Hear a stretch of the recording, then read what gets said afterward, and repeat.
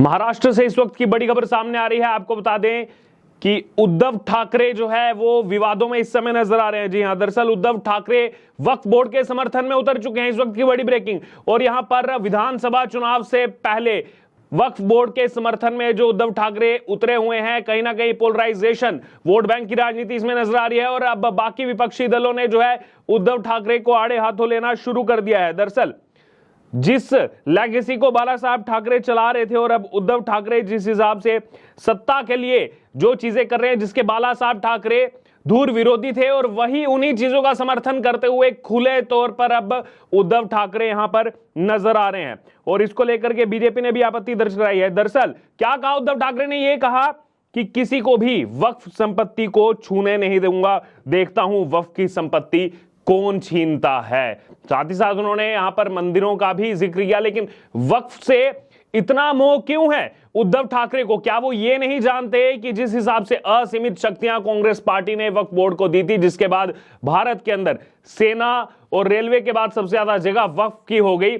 लेकिन देखिए यहां पर किस तरीके से चुनाव आ रहा है और वोट बैंक की पॉलिटिक्स है। वोट चाहिए तो क्यों ना एक तबके को खुश किया जाए। ये कौन कर रहा है? उद्धव ठाकरे कर रहे हैं।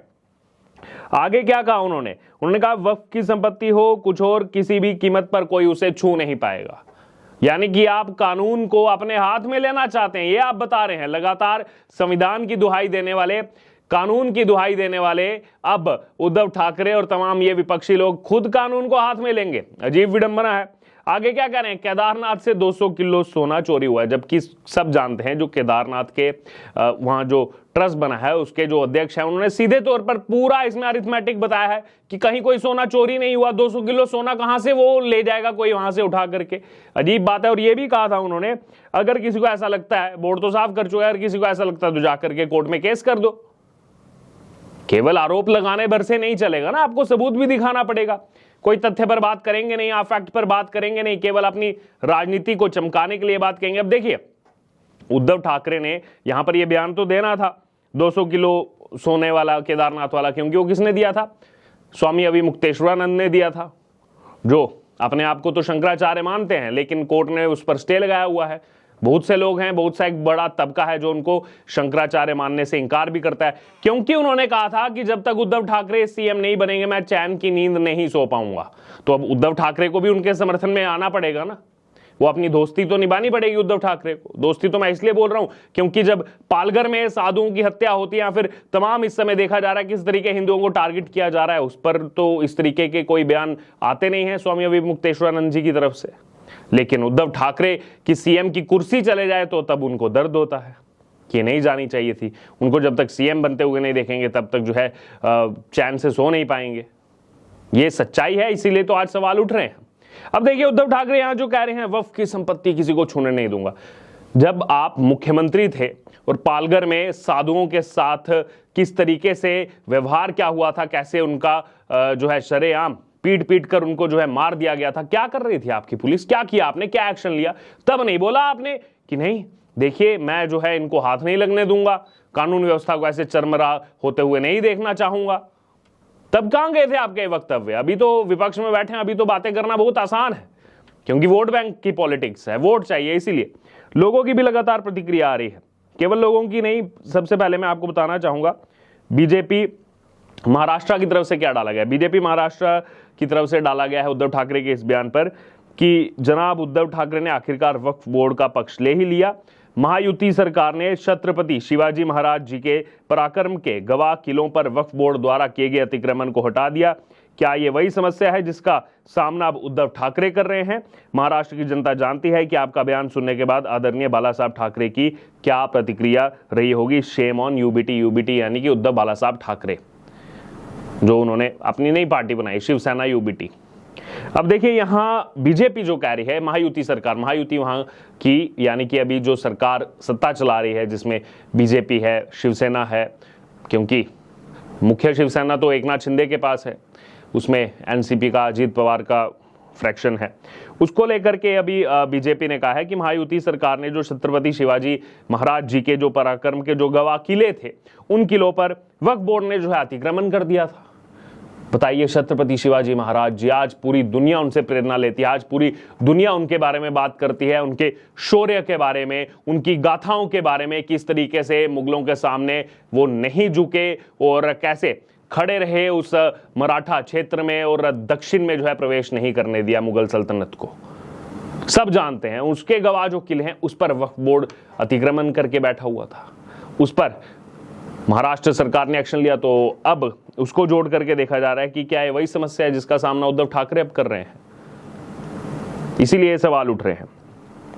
केवल बीजेपी महाराष्ट्र नहीं, और लोगों की प्रतिक्रिया आ रही है। जब हैं एक यूजर, वो भी लिख रहे हैं कि हिंदू हृदय सम्राट स्वर्गीय बाला साहब ठाकरे कहते थे कि वक्फ बोर्ड को खत्म कर देना चाहिए, हम अपने देश में शरिया नहीं चाहते। अब आप कंपैरिजन करिए, एक तरफ बाला साहब ठाकरे कहते थे कि वक्फ बोर्ड को खत्म कर देना चाहिए, देश में शरिया नहीं होना चाहिए, दूसरी तरफ उद्धव ठाकरे क्या कह रहे हैं, वक्फ की संपत्ति को किसी ने हाथ लगा दिया तो छोड़ूंगा नहीं, मैं वक्फ की संपत्ति को किसी को हाथ नहीं लगाने दूंगा। आगे जाव ने लिखा कि उनके बेटे उद्धव ठाकरे कह रहे हैं मैं जो वक्फ बोर्ड को हाथ नहीं लगाने दूंगा, क्या गिरावट है।